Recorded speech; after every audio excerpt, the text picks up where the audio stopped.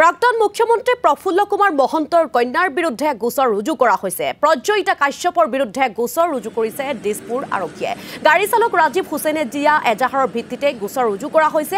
সোধা পোছাৰ বাবে শীঘ্ৰে দিছপুৰ আৰক্ষীয়ে তলব কৰিব পাৰে প্ৰজ্বলিতা কাশ্যপক। দুদিন পূৰ্বে প্ৰজ্বলিতাই বিধায়ক আৱাসৰ বাহিৰত প্ৰহাৰ কৰিছিল ৰাজীৱ হুছেইনক আৰু সেই যি দৃশ্য ভাইৰেল হৈ পৰিছিল তাৰ পাছতেই প্ৰতিক্ৰিয়াৰ সৃষ্টি হোৱা পৰিলক্ষিত হৈছিল আৰু তাৰ পাছতে প্ৰাক্তন মুখ্যমন্ত্ৰী প্ৰফুল্ল কুমাৰ মহন্তৰ কন্যাৰ বিৰুদ্ধে গোচৰ ৰুজু কৰিছে দিছপুৰ আৰক্ষীয়ে। এই মুহূৰ্তত শেহতীয়াকৈ সংবাদ মাধ্যমৰ সন্মুখত মুখ খুলিছে ভুক্তভোগী ৰাজীৱ হুছেইনে। ৰাজীৱ হুছেইনৰ মন্তব্য আমি আপোনালোকক শুনাব বিচাৰিছোঁ। আমি হিজাবৰ গাড়ী চলাওঁ, স্কট গাড়ী আমাৰ তাহাৰ লগত স্কট দিছে। প্ৰফুল্ল মহন্তৰ ঘৈণীয়েকৰ লগত স্কট দিছে আমাৰ গাড়ীখন।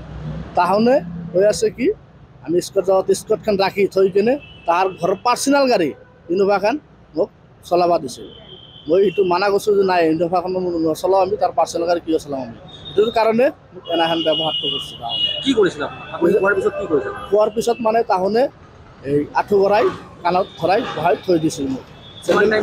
মোটামুটি 10 মিনিটমান হ'ল তেওঁৰ ঘৰৰ ভিতৰত।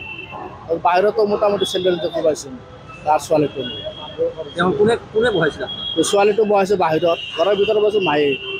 প্ৰফুল্ল মহন্তৰ ঘৈণীয়েকে বহাইছিল ঘৰৰ ভিতৰত আৰু বাহিৰত আনছে প্ৰফুল্ল মহন্তৰ ছোৱালীটো বাহিৰত লৈ আনি কেনে আঁঠু ভৰাই খাৰা কৰি থৈ দিছে।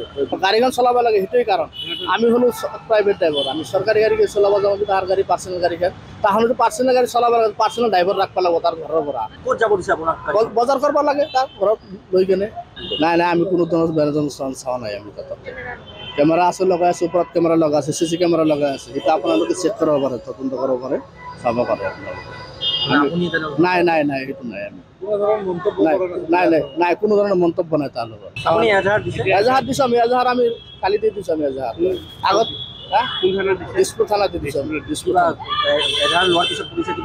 নাই, পুলিচে একো কোৱা নাই পুলিচে।